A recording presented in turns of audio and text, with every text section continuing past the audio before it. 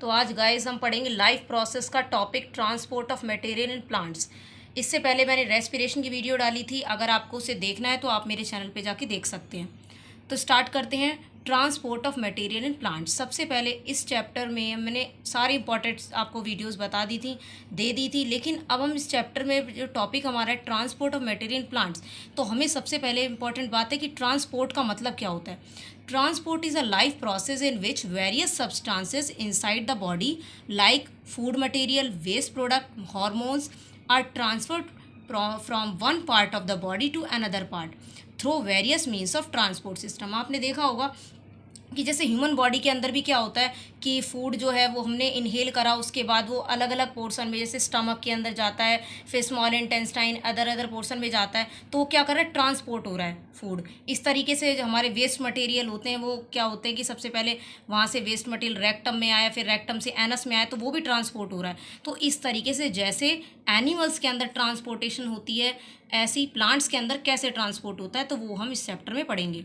इस वीडियोस में देखेंगे। तो हम पढ़ेंगे water and mineral absorb by the root is transport to all aerial parts of the plant. आपने देखा होगा बचपन में हम ये देखते हैं, सोचते हैं कि जो रूट्स होते हैं वो कैसे एब्जॉर्ब करते हैं, रूट्स जो है वाटर को कैसे एब्जॉर्ब करते हैं, मिनरल्स को कैसे एब्जॉर्ब करते हैं।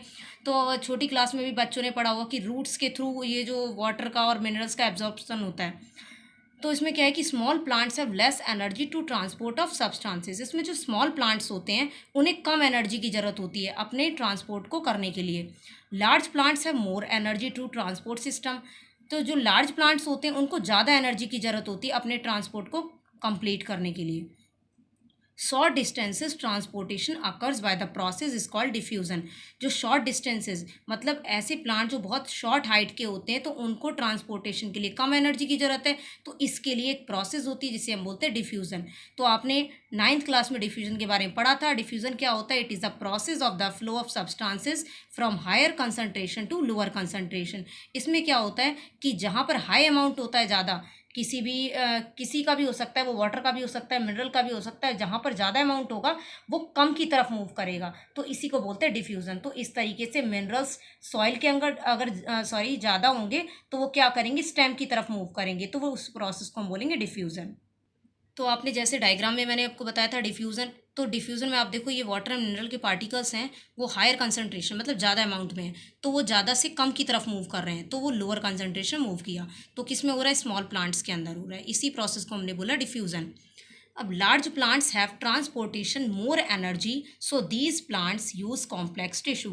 जो लार्ज प्लांट्स होते हैं उनको ज़्यादा एनर्जी की ज़रूरत होती है ट्रांसपोर्टेशन के लिए, तो इसके लिए उन्हें कॉम्प्लेक्स टिश्यू का यूज़ करना पड़ता है। वो कॉम्प्लेक्स टिश्यू क्या होते हैं? Xylem and phloem.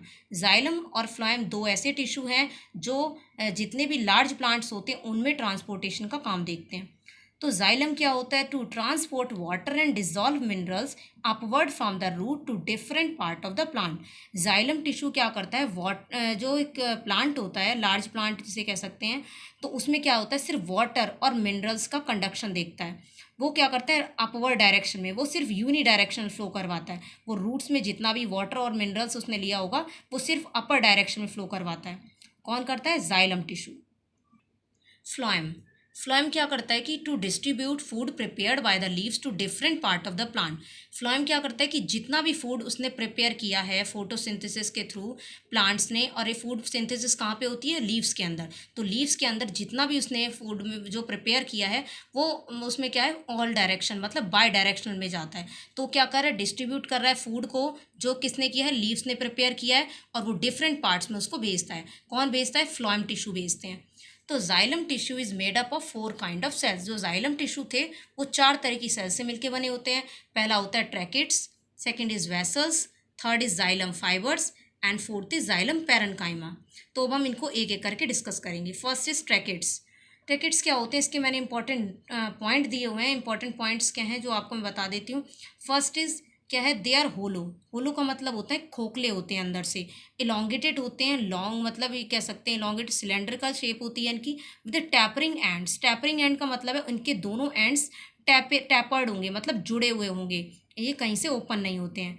They are dead cell, ये डेड सेल होते हैं, मतलब इनके अंदर कोई भी न्यूक्लियस नहीं पाया जाता है।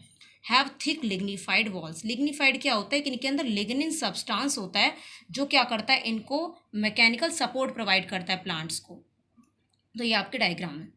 फंक्शन ऑफ ट्रैकेट्स, इसका काम क्या होता है ट्रैकेट्स का, they help in transportation of water and minerals. Water और मिनरल्स को क्या कर रहा है, ट्रांसपोर्ट करने में हेल्प कर रहा है। They have mechanical support provide to plant. अभी प्लांट को क्या दे रहा है, मैकेनिकल सपोर्ट दे रहा है, किसके थ्रू, लिग्निन के थ्रू। सेकेंड है आपका वेसल्स।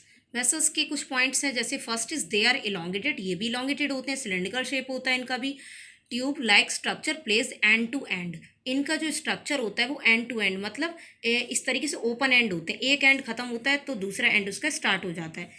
फिर दे आर डेड, ये भी डेड होते हैं, जैसे आपने पढ़ा था ट्रैकेट्स भी डेड हैं तो ये भी डेड है, वो भी इलोंगेटेड थे ये भी इलोंगेटेड, तो ईजी करना, आपको याद करना ईजी हो जाएगा। They are dead because it has not present in nucleus, जो डेड होंगे उनके अंदर न्यूक्लियस, इसमें सॉरी यहाँ पर गलती हुई है, प्रेजेंट नहीं आएगा, यहाँ पर आएगा आपका एब्सेंट।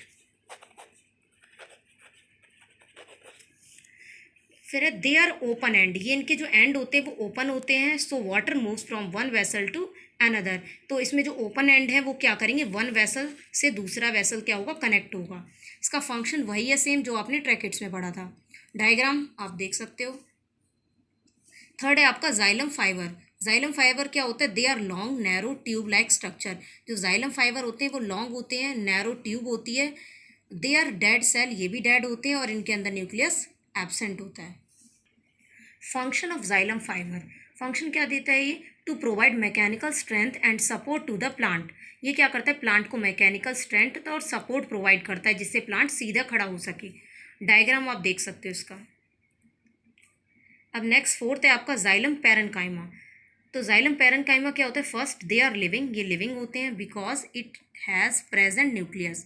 इसमें क्या होते हैं, इसके अंदर न्यूक्लियस प्रेजेंट होता है। जहाँ पर लिविंग की बात आए वहाँ न्यूक्लियस प्रेजेंट होगा और जहाँ पर डेड होगा वहाँ पर न्यूक्लियस एब्सेंट होता है। They have present large vacuole, इसके अंदर क्या होते हैं, लार्ज वैक्यूल्स होते हैं। जैसे आपने पढ़ा होगा कि जो प्लांट होते हैं उनके अंदर वैक्यूल लार्ज साइज़ के होते हैं क्योंकि उन्हें स्टोरेज की ज़रूरत होती है।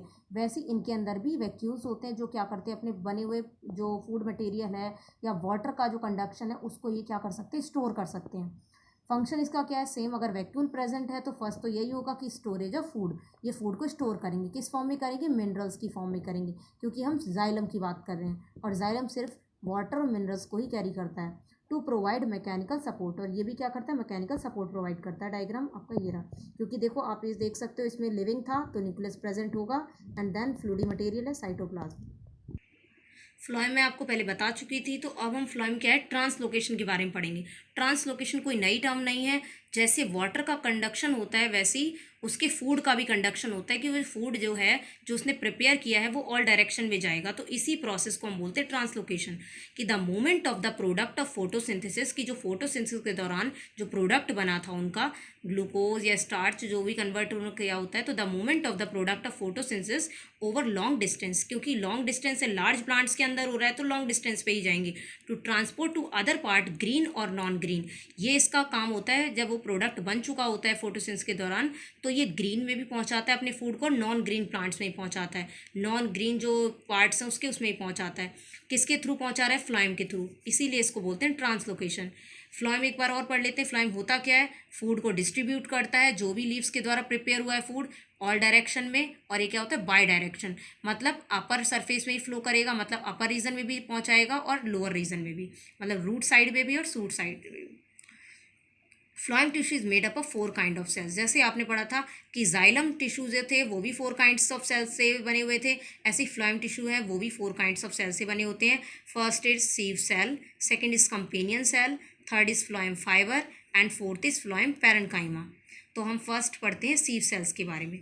सीव सेल्स क्या होती है, इट इज़ होलो, ये भी होलो होती है, खोखली होती है, एंड इलोंगेटेड ट्यूब, मतलब सिलेंड्रिकल ट्यूब होती है, एंड प्लेट पार्शियली डिसअपियर। उनकी जो एंड प्लेट होती है, मतलब नीचे का और ऊपर का जो सिरा होता है वो डिसअपियर होता है, मतलब पार्शियली किसी में हो भी सकता है किसी में नहीं भी हो सकता है, एंड पोरस इन नेचर। और इसमें क्या होते हैं, स्मॉल पोर्स प्रेजेंट होते हैं।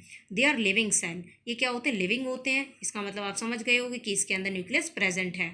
Young sieve elements possess a well defined nucleus which disappear maturity. ये कह रहे हैं कि जो यंग सीव एलिमेंट्स मतलब जिनके जो यंग एलिमेंट्स हैं या जो यंग प्लांट्स हैं उनके अंदर जो न्यूक्लियस है वो वेल डिफाइंड होता है, पूरी तरीके से बना होता है, लेकिन धीरे धीरे मैच्योर होने के बाद ये डिसअपियर हो जाता है, ख़त्म हो जाता है। सीव ट्यूब का फंक्शन क्या है? They are use to conduction of food. ये क्या करता है? फूड को कंडक्ट करने में, स्टोर करने में भी हेल्प करता है।